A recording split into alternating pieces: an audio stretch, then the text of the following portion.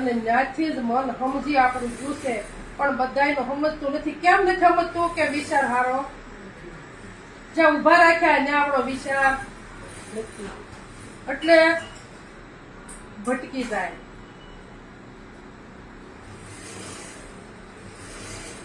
જેસર જયારે ચોરી કરવા ગયા તારે મનને હારે લઈને ગયા હતા. કારણ ક્યાં ગયા હતા? મનને હારે લઈને ચોરી કરવા ગયા હતા. પછી એને દિવાલે પાડવી પડી, એને ઘોડા હરમાં હોવું પડ્યું. પણ એક શબ્દ કહેવાય છે કે સત્સંગનો એને કાને પડ્યો, એક જ શબ્દ પડી ગયો. અને કહેવાય છે કે પ્રસાદનો પડ્યો વધ્યો જેસલ હતા એટલે, નકર કે પ્રસાદ વધતો. પણ પ્રસાદ કયો હતો? કે શબ્દ રૂપી પ્રસાદ હતો. બીજો પ્રસાદ એક હોય મજા આવશે. ઊની તો હોય ને ચા તમારે મજા ન લેના દેના ખાવું એટલે કઈ લેવાનું. બીજું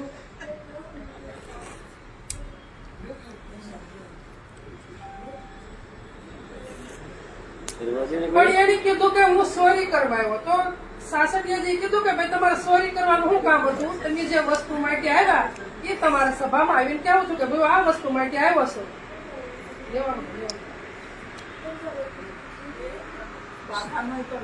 સત્સંગમાં બેઠા એ બાધાની મારી માથે એ પ્રસાદ જ કહેવાય. સત્સંગમાં જે મીરાઈ ઝેર પીતો પણ પ્રસાદ માન્યો હતો, નકર તો ઝેર કોઈને મૂકે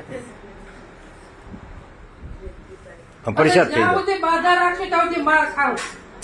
જેની બાધા રાખ્યો એની માર ખાતો.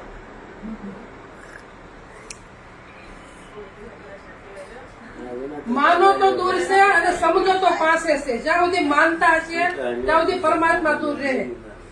હા આવી શકશે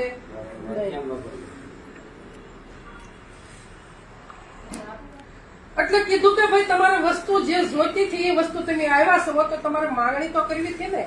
હાથની હથેળી આમાં ધરબી દીધો ખીલો. કારણ કે ભાઈ એવા ત્યાં તમે બાદાની તો હવારમાં ખાવશો કે નથી ખાતી?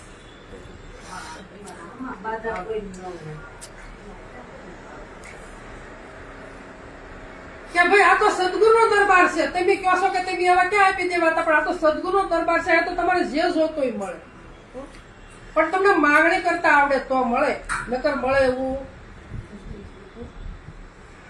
કીધું કે ભાઈ હું તોળી ઘોડી તોળી તલવાર આ તોળી હોપી દો, તોળી રાણી હોપી દો મને. જો આ માંગ્યું એટલું જ.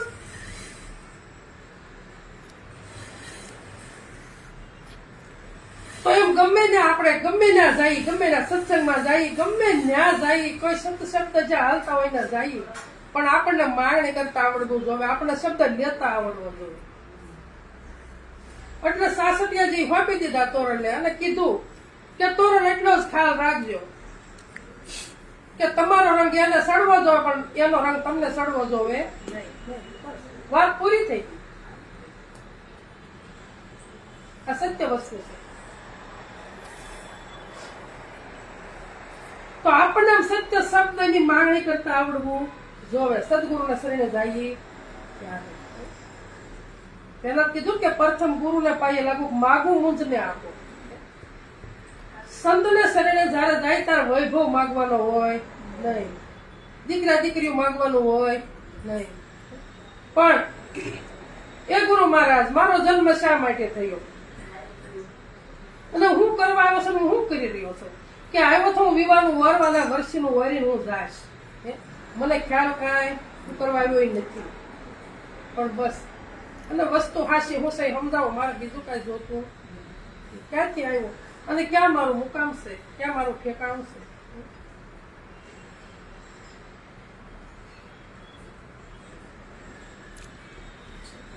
કે બસ એક રામ નું નામ મારે સમજવાનું કે રામ નામ તું રાખ હૃદયમાં અને કાઢ કલ્પના કાશી. આ સદગુરુ કીધું.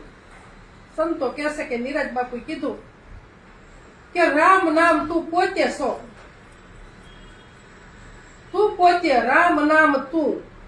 આંગળી સિંધીને કીધું કે રામ નામ તું આ રાખ હૃદયમાં. અહીંથી આઘું પાછું થવું જોવે અને કાઢ કલ્પના કાશી. કાશી કલ્પના કઈ કહેવાય બધી કે જ્યાં સુધી મોહ ન છૂટે, જ્યાં સુધી આંખ સાંભળેલી આંખથી વસ્તુ બધી જોઈએ છે અને એનો મોહ જ્યાં સુધી ન છૂટે, આ બધી કાશી કલ્પના છે. અને એનો મોહ જો છૂટી જાય તો એક રામ નામ સત્ય છે, બીજું કાંઈ. રામ નામ તું રાખ હૃદયમાં, કાઢ કલ્પના કાશી, કે આદિ અંત અને મધ્યમાં બોલે આ વસ્તુ છે. હમણાં આગળ વાત થઈ કે જાગ્રતની વાત થઈ, સપનાની વાત થઈ, સુષુપ્તિની વાત થઈ, ચાર દેહની વાત થઈ, ચાર વાણીની વાત થઈ. પણ જયારે એક વસ્તુ ઉપર જાય તારે ઉપદેશ ઉગે, ચાર જ્યાં સુધી હોય ત્યાં સુધી ઉપદેશ ઉગતો નથી. ખાલી કહેવામાં આવે આ વસ્તુ એટલી છે, પણ એક ઉપર આવવું પડશે ગમે ત્યારે.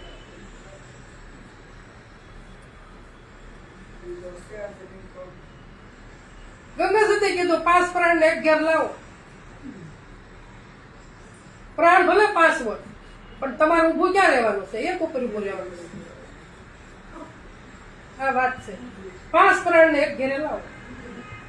તો એમ વસ્તુ ચાર વાણી નથી, ચાર ખાણી નથી, ચાર દેહ નથી. આ બધું તમને કહેવામાં આવે છે. હું લેવા આ સોડાવાનું છે એટલું. એક ઉપર ઉભું રહેવાનું, વસ્તુ એક જ છે. આ વસ્તુ છે.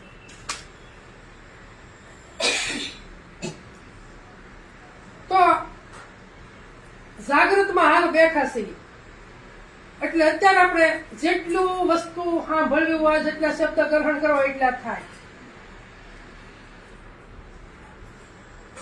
પછી સપનામાં હવે રાત પડી ગઈ અને સુઈ ગયા અને સપનું આવ્યું. સપનામાં કઈ કરી શકવાના છે? કાગા નિંદ્રા હોય એમાં સપનું આવે. હવે એમ કહી ત્યારે તમારે આવું સપનું આવ્યું કાગા નિંદ્રા. પછી હૈયે રે નો હૈયે રે આ સપના અવસ્થા. પછી સુસુપ્તિ અવસ્થા આવે, ગાઢ નિંદ્રા હાવ આવી ગઈ એટલે મૃત્યુનો અનુભવ થાય આપણને કે મૃત્યુ પછી કઈ હોતું નથી. તો ગાઢ નિંદ્રા અને મૃત્યુ આ બે એક સમાન છે. મૃત્યુનો અનુભવ થાય આપણને કે જે લોકો વયા જાય છે ને આ વસ્તુ થાય. તો ગાઢ નિંદ્રામાં હુઈ ગયા એટલે સોર આવે, મહેમાન આવે, ગમે તે આવે કે એને આવકારવાનું હોય, પી પાણી નો હોય, પી સા નો હોય, પી એટલે ગાઢ નિંદ્રા. પણ જેનો સાક્ષી છે એ તો એમનેમ છે. અને જે સાક્ષી છે એ સમજણનું ઘર છે અને ગમે એવી ગાઢ નિંદ્રા આવી ગઈ છે અને એની ઝબકીને જગાડ્યા છે તારે પાછા વર્ણન કરી છે. તો એક ને એક પડખે હોઈ રહી છે, સવાર પડી ગયું છે કાંઈ ખબર રહી નથી. પણ સાક્ષી છે, જાણવા વાળો બેઠો છે એટલે જગાડ્યા અને પાછો વર્ણન એનો ઈ જ કરાવે છે, બીજો કોઈ કરાવતો